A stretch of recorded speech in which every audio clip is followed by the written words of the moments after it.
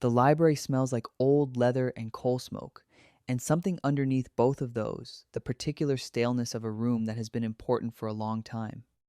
You are sitting in it at 11 o'clock on a Sunday night in November of 1907, and the Secretary of the Treasury of the United States is waiting in the hallway for you to decide something. He has been waiting for 40 minutes. You have not told him to come in yet. The fire is going. The papers on the table in front of you are organized in a way that only makes sense to you: three piles, each representing a different version of the next 72 hours, each one worse than the last. You are 70 years old. You have done this before, in smaller versions, with smaller consequences, and you know what it costs each time. You know the particular way your body feels in the morning after a night like tonight is going to be.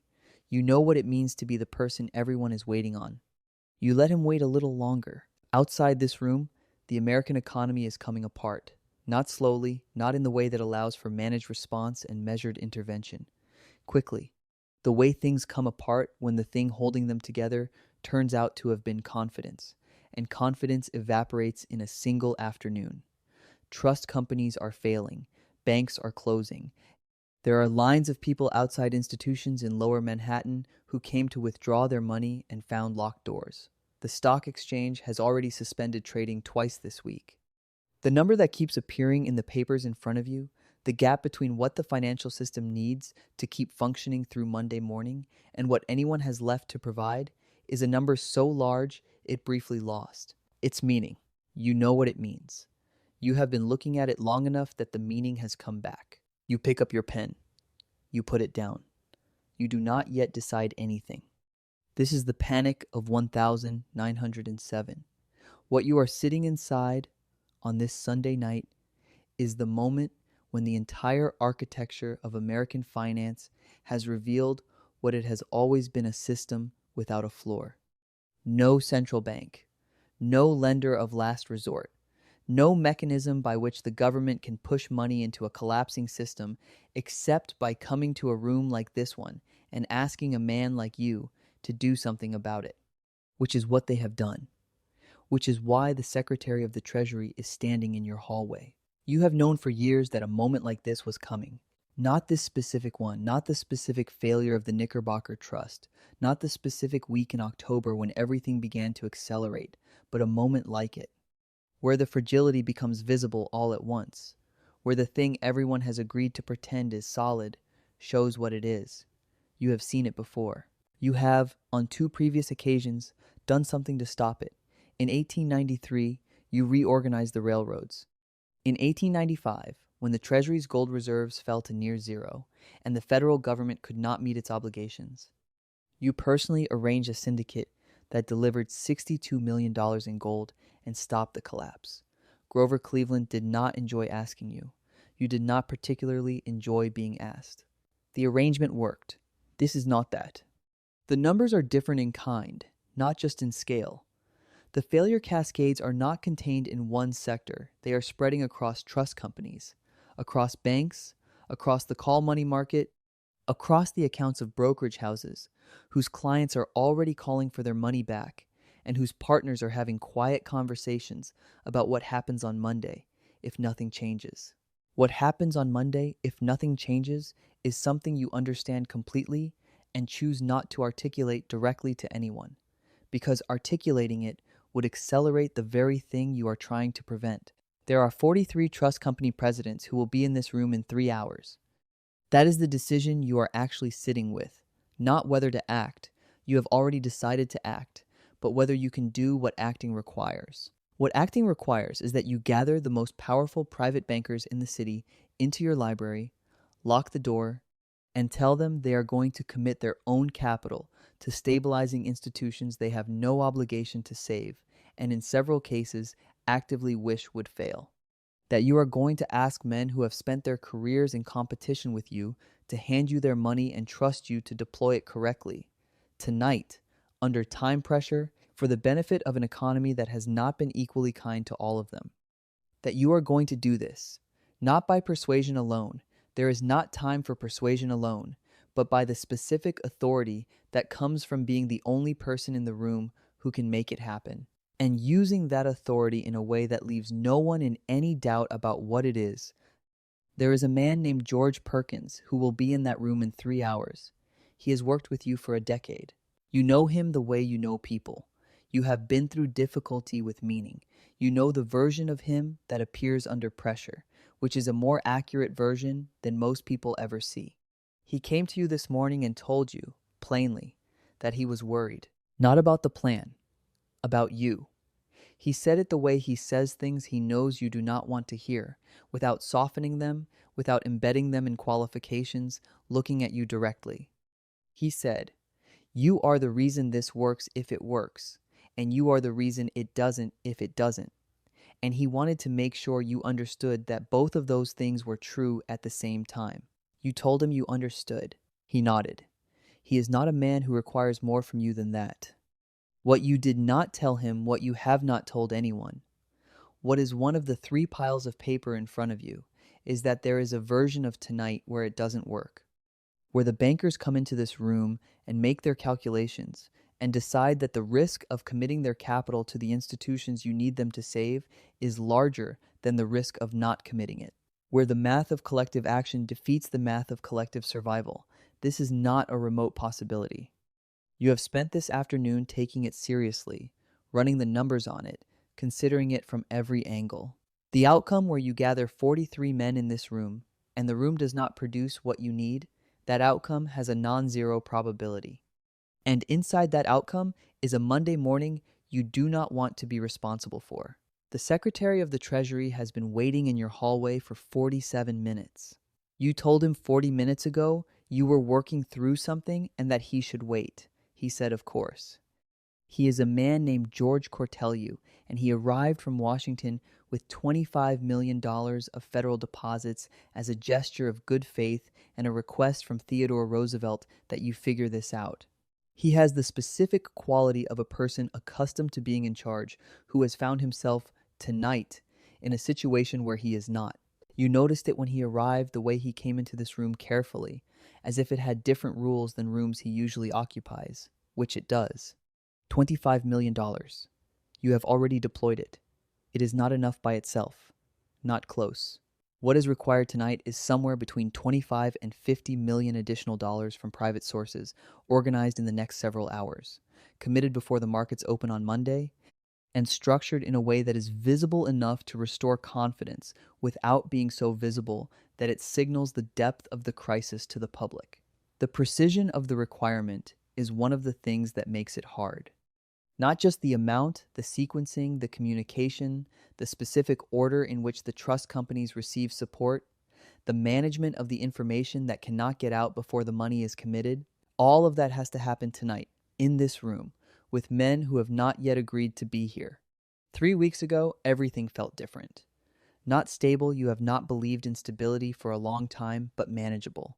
You remember a morning in the 2nd week of October, the light through this same window being unremarkable, a lunch uptown you attended without urgency.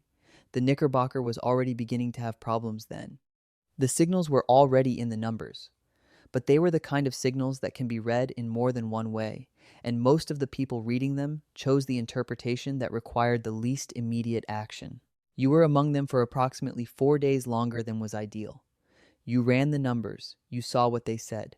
You made a calculation about how much time remained and came up with an answer that was off by 4 days. 4 days was enough.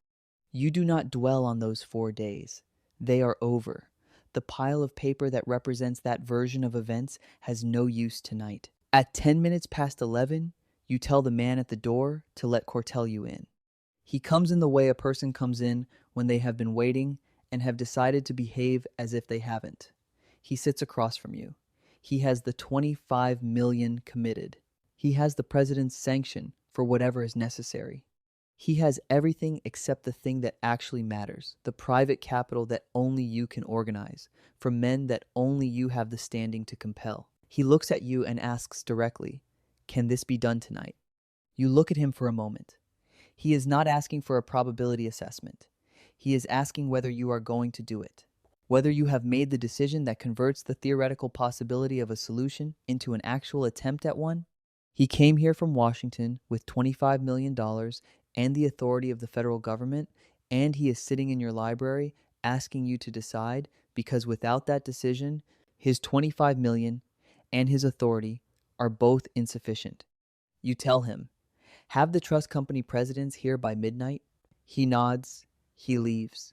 You hear him in the hall making calls. Perkins comes in at 20 past 11. He sits in the chair Cortelyou just vacated. He does not ask you anything. He looks at the piles of paper, looks at you, and says, I'll be on the floor when they arrive. You nod. He starts to stand. You say his name. He stops. You say, if this doesn't close, I want to know before 3 in the morning. Not at 3. Before. He understands what you mean. He says yes. They begin arriving at midnight. 43 men. Some of them you have known for decades. Some of them have reason to want this to work that has nothing to do with civic obligation and everything to do with their own exposure. Some of them are here because refusing the summons was not a real option, and they know it. The room fills up the way rooms fill up when the people entering them know the stakes and would rather be somewhere else. There is a sound that 43 men make when each is running his own calculation and none has spoken it aloud yet. You know that sound. You wait until they are all in. Then you close the door. What you say to them is not long. You have been preparing it since this afternoon, and it has the quality of something reduced to its necessary weight. Nothing extra. Nothing that provides a foothold for the person who wants a reason to refuse. You give them the number, the timeline. What happens if the number is not committed before the market opens? You do not tell them what to do with that information. You give it to them, and you stop talking. The room is quiet for approximately 4 seconds. Then a man named James Stillman, who runs National City Bank, and who has spent portions of the last decade in conflict with you over things he considers important, says, what's the allocation? That is the moment. Not the signing of the documents, which comes later, quickly, with the quality of something already decided being formalized. The moment is Stillman asking about the allocation, because the allocation question is only relevant if the commitment has been made. Stillman asking about the allocation means the room has already, collectively, decided to act before any single person in it said yes or agreed. You look at him. You tell him the allocation. He nods. The room shifts. Perkins is already at the table with the papers. The lawyers are moving. The mechanics of what follows are not dramatic. They have the quality of a complex logistical operation being executed by people who are very tired and very focused and do not require additional motivation. Numbers are written down. Commitments are specified. The documents move from person to person and come back signed. At 2:30 in the morning, you have what you came for. Just over $25 million in private capital, matched against Cortelyou's federal deposits, structured to open Monday morning as a visible and credible backstop to the trust companies at the edge of failure. Not everything the system needs. Enough. Enough to hold the line until confidence, the thing that evaporated in a single afternoon, can rebuild slowly, over days, in the only way it ever rebuilds, not through announcement, but through the accumulation of mornings in which the thing that was supposed to fail did not. The men leave the way men leave a room when they have done something they are not entirely certain they chose to do, in ones and twos, quiet, coats on before they reach the door. Perkins is last. He looks at you and says nothing. Then he leaves. Cortelyou finds you near the window. He extends his hand. You take it. He says, and you will remember this because of the specific flatness with which he says it, as if the accurate description is also the appropriate one, he says. You just did something the government of the United States could not do. You look at him. You say, I know. He leaves. The room is empty. The fire has burned down. The 3 piles of paper are still on the table, 3 versions of the next 72 hours, each worse than the last. The middle pile, the one you worked from all night, has papers missing from it now. They are in other men's pockets, signed, committed, legally binding.